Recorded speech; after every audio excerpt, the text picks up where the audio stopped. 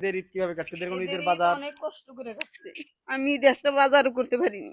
এই যে দেখেন ছোট ছোট বাচ্চা, দেখেন এই যে এই বাচ্চাটা বাবাকে ছাড়া ঈদ করছে, এই বাবাকে ছাড়া ঈদ করছে, এই যে দেখেন কান্না করতেছে বাচ্চাটা, দেখেন কান্না করতেছে বাবার জন্য। আমার বাবা কাজ করতে গিয়ে হারিয়ে গেছে। আপনারা আমার বাবাকে খুঁজে দিতে সাহায্য করুন। আমার বাবাকে খুঁজে দেন, আমাকে দেখবে, বাবা ছাড়া কেউ নাই। আসসালামু আলাইকুম প্রিয় দেশবাসী, প্রিয় ফেসবুকবাসী।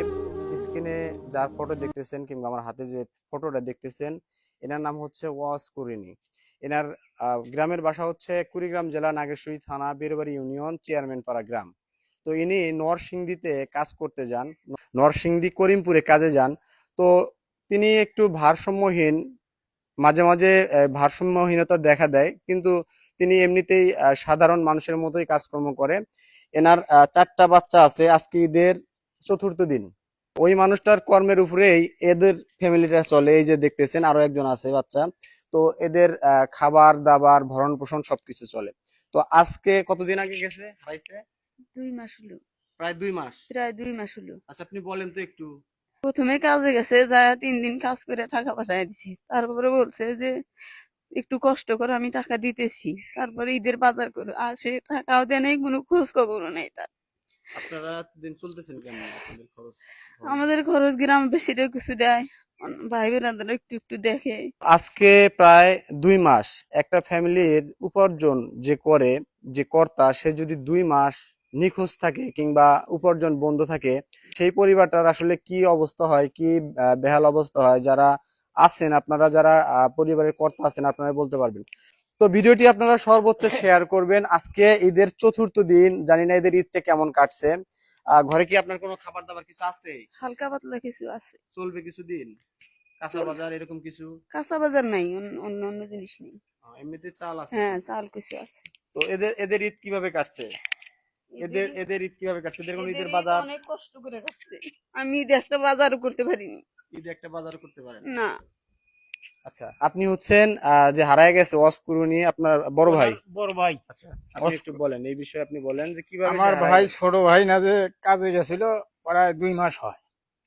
সে কাজ করতে করতে মাথা একটু ব্রেন শর্ট হয়, সে হারায় গিয়েছে। 2 মাস পড়বে, কিন্তু তার বাড়িতে কোনো কাজ বা এখন মনে করেন যে কাজ করি না, ছেলেবেলে হয় নাই ওরকম উপযুক্ত, ছোট চ্যাংরা বেংরি। আমি স্ক্রিনে নাম্বার দিয়ে রাখতেছি, এনাদের ফুল লোকেশন দিয়ে রাখবো, ডিটেলস দিয়ে রাখবো। আপনারা সর্বোচ্চ শেয়ার করবেন ভিডিওটি। আপনি যদি মানবিক মানুষ হন কিংবা আপনার ভিতরে যদি মনুষ্যত্ব থাকে, তাহলে অবশ্যই ভিডিওটি শেয়ার করে দিবেন। আর স্ক্রিনে যে ফটোটা আমি দিয়ে রাখবো, এই যে আমার হাতে যে ফটোটা আছে, এই ব্যক্তিকে যদি আপনারা দেখেন, ওয়াসকুরুনি মানসিক ভারসাম্যহীন। তিনি কিন্তু মানসিক ভারসাম্যহীন অবস্থায় যান নাই, সুস্থ অবস্থায় গেছেন, কিন্তু তার মাথায় একটু সমস্যা আছে, মাঝে মাঝে সমস্যাটা দেখা দেয়। তো কাজে যাওয়ার পর এই সমস্যাটা দেখা দিচ্ছে বিধায় যে বাসায় কাজ করতে গিয়েছিলেন তার মালিক, অর্থাৎ সেই গৃহস্থ, তাকে হলো বেঁধে রাখছিলেন। তো একজন মানুষ তো সবসময় পাহারা দিয়ে রাখা সম্ভব না। তারপর কিভাবে সে ছুটে গেছে, সেখান থেকে পালায় গেছে, সেই গৃহস্থ বলতে পারে না, আশেপাশে যারা ছিলেন তারাও বলতে পারে না। তো আমি আপনাদের কাছে এইটুকুই বলবো যে আপনারা সর্বোচ্চ ভিডিওটি শেয়ার করে দিবেন। বিশেষ করে নরসিংদীর ভাই যারা আছেন, ভিডিওটি সর্বোচ্চ শেয়ার করবেন আর এই ব্যক্তিকে খুঁজে পেতে সহযোগিতা করবেন। আর এই যে দেখতেছেন, এই যে দেখেন ছোট ছোট বাচ্চা, দেখেন এই যে এই বাচ্চাটা বাবাকে ছাড়া ঈদ করছে, এই বাবাকে ছাড়া ঈদ করছে, এই যে দেখেন কান্না করতেছে বাচ্চাটা, দেখেন কান্না করতেছে বাবার জন্য।